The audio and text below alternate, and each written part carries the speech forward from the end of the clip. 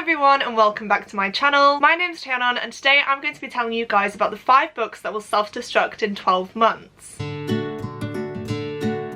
This video is completely inspired by Becca's video from Becca and the Books. She's done quite a few of these videos now, I want to say 2 or 3, and the premise of this video is to hopefully make me pick up books that I've been putting off reading. For the ones I'm going to show you guys today, I'm going to give myself 12 months to read them, and if I don't read them I will have to unhaul them. This is a really stressful thing to me because I do get very attached to my personal belongings, especially my books, and so to think about getting rid of them just really stresses me out. I've definitely gotten better at getting rid of my books though. I did post a massive unhaul at the end of last year where I got rid of a bunch of my contemporary books because I just know I'm never going to read them. So I feel like having this video to hold me accountable is definitely going to be a good thing and is either going to force me to read these books or ultimately get rid of them. Not gonna lie to you guys, I really don't know what these books are about. Again, it's a case of being interested in them at the time that I bought them, but now so many years have passed that I genuinely can't remember what they're about. So definitely bear with me during this video. Before we dive into the video though, please do check to make sure that you are subscribed to my channel.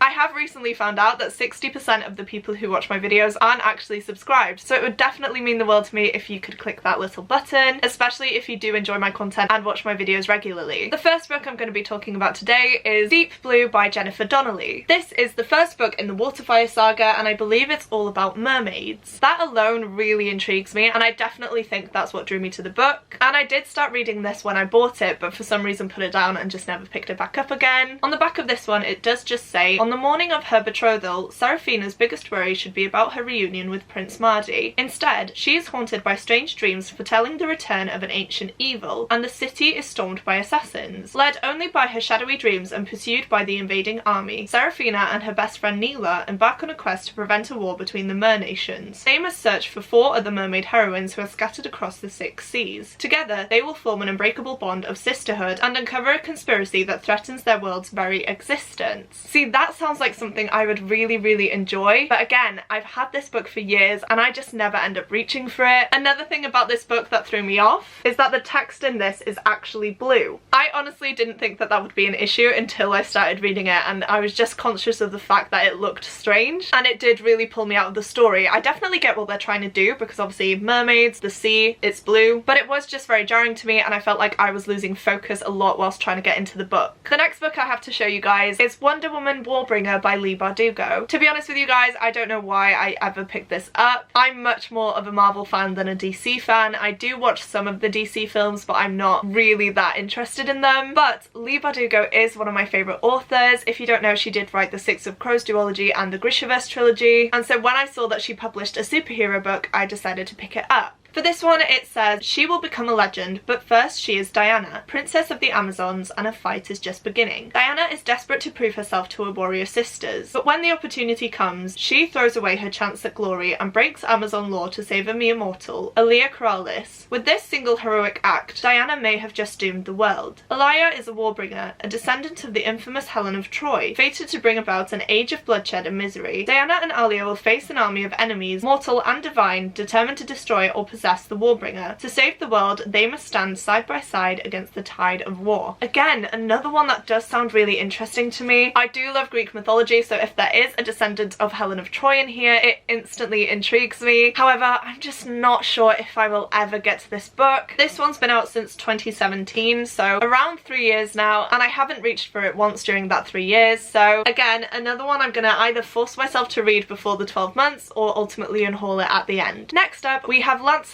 by Giles Christian. Again, this is another instance of me absolutely loving mythology. If you don't know, Lancelot is a figure in the Arthurian tales, so when I saw this one I decided to pick it up, and it does just say, Rome is burning. In Britain, Uther Pendragon is dying. Enemies stalk his land. Into this uncertain world a boy is cast, an outsider plagued by memories of those he's lost. Under the watchful eye of Merlin, the boy begins his journey to manhood. He meets another outcast, Guinevere, wild, proud and beautiful, and he is dazzled by Arthur, a warrior who carries the hopes of the people like a flaming torch in the dark. But these are treacherous times, and the fate of Britain rests on a sword's edge. The young man becomes a lord of war, loved, hated, admired, and feared. He is a man forsaken but not forgotten. He is Lancelot. Again, another one that just sounds like something I would absolutely love, but it is so chunky. I don't know if I could actually be bothered to sit down and read this one, especially because King Arthur is a very strange topic for me. I've said it before, King Arthur is actually first ever mentioned in a piece of Welsh text, and so he is a figure from Welsh literature. However, it's never referred to as that, it's always referred to as British or English, and that really grates on me. So I'm not sure how a book about that subject matter would convey that information to me. So yeah, not too sure about this one. Does sound like something I'd enjoy, but it might make me angry. It's over 650 pages long, and I'm just not sure if I will ever get to this. Next up, we have one of the first books that I ever posted about on Bookstagram, and that one is Alice in Zombieland by Gina Showalter. If you couldn't guess, this is a retelling of Alice's Adventures in Wonderland, but I believe it's a post-apocalyptic zombie story. I think I actually bought this in 2015, and to this day I am still excited to read it, but I just never prioritize it. By the time Halloween comes around, I'm always focused on reading other books, and this one does just get thrown to the side. Saying that though, because I've owned this for almost 6 years now, I think it's finally time for me to either read it or to unhaul it, and so that is why it's being featured in this video. There isn't actually a synopsis for this book on the back of it, so I am just going to read you what it says on Goodreads. It says, "She won't rest until she sent every walking corpse back to its grave, forever. If anyone had told Alice Bell that her entire life would change course between one heartbeat and the next, she would have laughed. From blissful to tragic, innocent to ruin, but that's all it took. One heartbeat. A blink, a breath, a second, and everything she knew and loved was gone. Her father was right. The monsters are real. To avenge her family, Ali must learn to fight the undead. To survive, she must learn to trust the baddest of the bad boys, Cole Holland, but Cole has secrets of his own, and if Ali isn't careful, those secrets might just prove to be more dangerous than the zombies." Okay, that has kind of put me off now. I didn't realise this was going to be a romancy type of book, but honestly, what did I expect from a book as old as this one? I feel like all of them back then had some sort of romance element to them. I definitely won't be picking up this book anytime soon. If I do, or hopefully when I do, it will definitely be around October time and Halloween. I feel like that will be the perfect setting for this book, and again, I really do hope that I can manage to read this in the next 12 months. The last book I have to talk to you guys about today is one that I really struggle to pronounce, so please don't come at me if I say it wrong, but that is Temera